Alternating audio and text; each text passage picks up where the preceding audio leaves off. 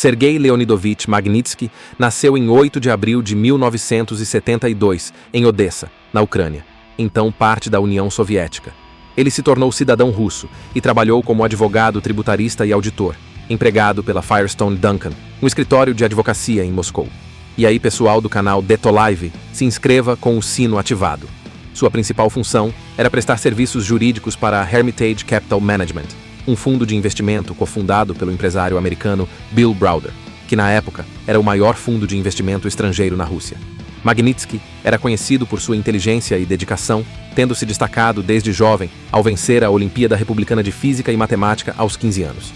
Ele era casado com Natalia Zarikova e tinha 2 filhos, sendo descrito como um profissional brilhante, mas reservado, com uma paixão por leitura e uma abordagem filosófica à vida.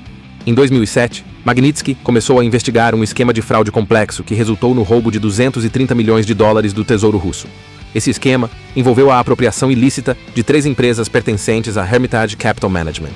Funcionários russos, incluindo policiais, juízes, autoridades fiscais e membros do crime organizado, usaram documentos falsificados para transferir a propriedade dessas empresas para si mesmos. Em seguida, eles entraram com pedidos fraudulentos de reembolso de impostos, alegando que as empresas haviam pago impostos em excesso. Esses pedidos foram rapidamente aprovados por autoridades fiscais corruptas, resultando no desvio de $230 milhões do governo russo para contas controladas pelos fraudadores. Magnitsky documentou minuciosamente o esquema, identificando os responsáveis e apresentando provas detalhadas às autoridades russas, na esperança de que agissem contra os culpados. Em vez de investigar os criminosos, as autoridades russas voltaram-se contra Magnitsky.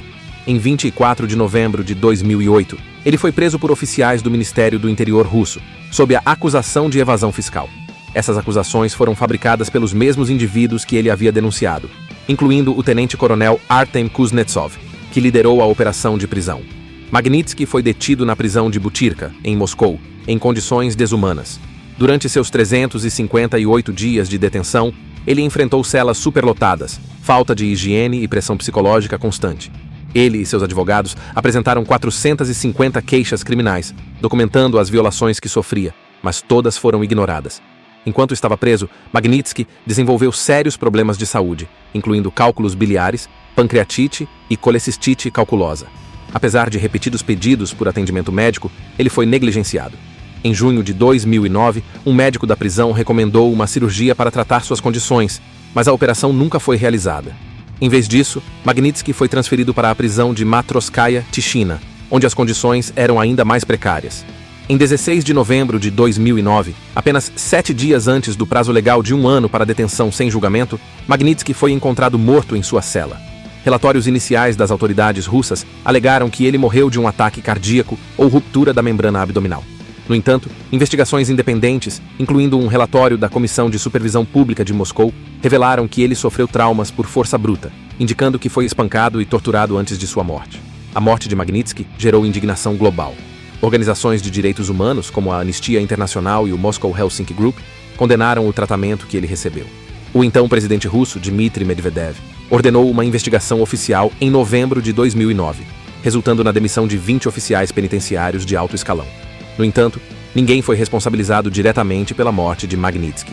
Em um movimento controverso, as autoridades russas realizaram um julgamento póstumo contra Magnitsky em 11 de julho de 2013, acusando-o de evasão fiscal, um ato amplamente criticado como uma tentativa de desacreditar sua memória. Bill Browder, seu ex-empregador, também foi condenado à revelia no mesmo julgamento. A tragédia de Magnitsky inspirou uma resposta legislativa nos Estados Unidos, liderada por Bill Browder, que se tornou um defensor incansável da justiça para seu ex-funcionário. Browder apresentou o caso a senadores como Benjamin Cardin e John McCain, que elaboraram a Lei de Responsabilidade do Estado de Direito de Sergei Magnitsky de 2012. Aprovada pela Câmara dos Representantes em 16 de novembro de 2012, com 365 votos a favor e 43 contra, e pelo Senado em 6 de dezembro de 2012, com 92 votos a favor e 4 contra, a lei foi sancionada pelo presidente Barack Obama em 14 de dezembro de 2012. Ela tinha 2 objetivos principais: punir os responsáveis pela morte de Magnitsky e pela fraude que ele expôs, por meio de proibições de visto e congelamento de ativos, e revogar a emenda Jackson-Vanik, que restringia o comércio com a União Soviética, normalizando as relações comerciais com a Rússia. A Lei Magnitsky estabelece que o presidente dos Estados Unidos deve identificar e sancionar indivíduos envolvidos em a conspiração criminosa descoberta por Magnitsky, a detenção, abuso ou morte de Magnitsky. Outras graves violações de direitos humanos na Rússia. As sanções incluem a proibição de entrada nos Estados Unidos e o congelamento de quaisquer ativos financeiros sob jurisdição americana. Em abril de 2013, 18 indivíduos foram incluídos na primeira lista de sanções, incluindo nomes como Alexei Droganov, Olga Stepanova e Pavel Karpov. Em 9 de janeiro de 2017, mais 5 indivíduos foram adicionados, incluindo Alexander Bastrikin, chefe do Comitê Investigativo da Rússia. A Rússia reagiu fortemente à Lei Magnitsky, considerando-a uma interferência em seus assuntos internos. Em 19 de dezembro de 2012, a Duma russa aprovou a Lei Dima Yakovlev, com 400 votos a favor e 4 contra, proibindo cidadãos americanos de adotar crianças russas em retaliação direta. Em 13 de abril de 2013, a Rússia baniu 18 cidadãos americanos de entrar no país, incluindo políticos e ativistas. Além disso, o governo russo contratou lobistas, como a firma de Kenneth Duberstein e a advogada Natalia Veselnitskaya, que se reuniu com Donald Trump Jr. em 2016 para pressionar pela revogação da lei. O sucesso da Lei Magnitsky original levou à sua expansão em 2016, com a aprovação da Lei Global de Responsabilidade pelos Direitos Humanos Magnitsky, incorporada à Lei de Autorização de Defesa Nacional de 2017. Essa legislação permite que os Estados Unidos sancionem indivíduos e entidades em qualquer país envolvidos em assassinatos extrajudiciais, tortura ou outras graves violações de direitos humanos, atos de corrupção significativa, como suborno, expropriação de ativos ou corrupção em contratos governamentais. As sanções são aplicadas pelo Escritório de Controle de Ativos Estrangeiros, OFAC, e incluem congelamento de bens e proibição de entrada nos Estados Unidos. Em 21 de dezembro de 2017, o Decreto Executivo 13.818 sancionou 13 indivíduos e 39 entidades, incluindo Yahya Jammeh, ex-presidente da Gâmbia, e Dan Gertler, um empresário ligado à corrupção no Congo. A Lei Global Magnitsky tem sido usada para abordar abusos em vários países. Arábia Saudita, em 29 de novembro de 2018, 17 cidadãos sauditas foram sancionados pelo assassinato do jornalista Jamal Khashoggi, incluindo a proibição de entrada nos Estados Unidos e congelamento de ativos. Myanmar. Sanções foram impostas contra oficiais militares responsáveis por atrocidades contra a minoria Rohingya, incluindo genocídio e limpeza étnica. China.